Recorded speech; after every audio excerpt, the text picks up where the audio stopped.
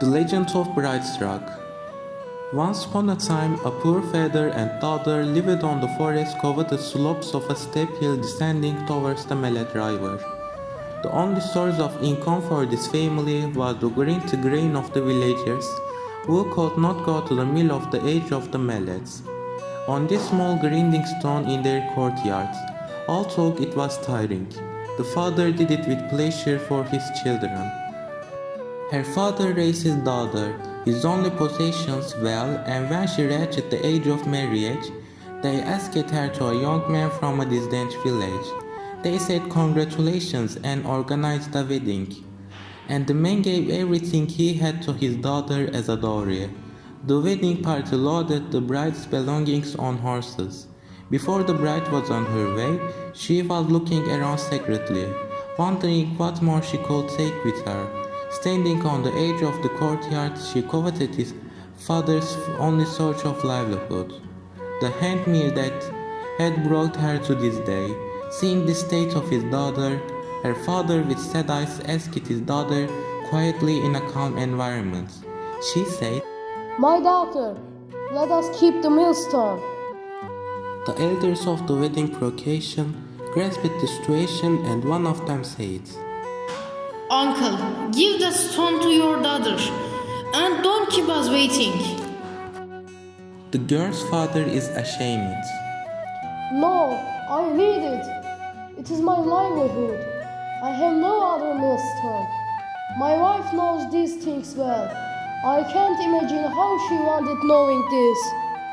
At that time, the bride girl, My father does not want you give me the millstone.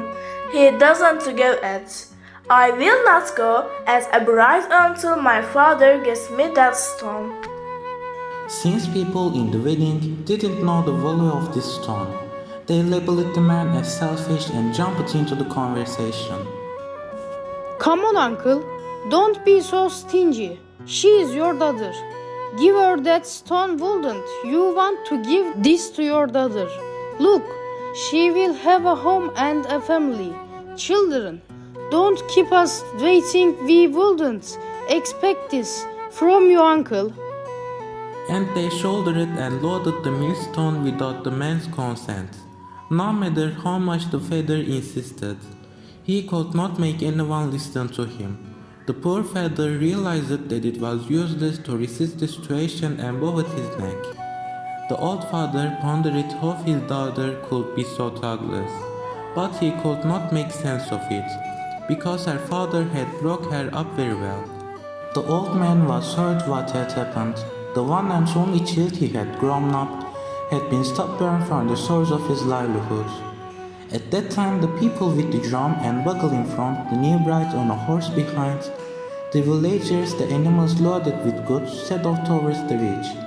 The father, watching the procession with his wet eyes, felt as if a vein had been torn from the depths of his heart, and he sighed deeply.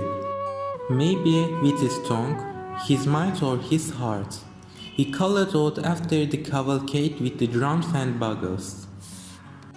May God stone those who think that a piece of grass is too much for us.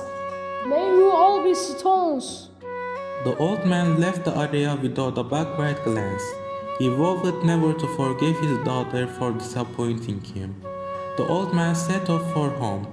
The next morning, those who looked at this night from the opposite hills saw strangely shaped rocks on a steep slope descending towards the Melet River. On this slope, which until yesterday had been covered only by trees, they were astonished not so much by the rocks as by their appearance, because these rocks looked like sculpture of the caravan. It looked like a bridal procession with horses, pedestrians, drums and bugles. These rocks, which astonish visitors even today with their pristine shape despite the rains, snows and storms of the years, are now surrounded by a dark greenery. Bryce Rock shows us the punishment received by thoughtless, stone-spirited people who take the course of their father and covet the livelihood of their family. We should not covet someone's property without anyone's consent.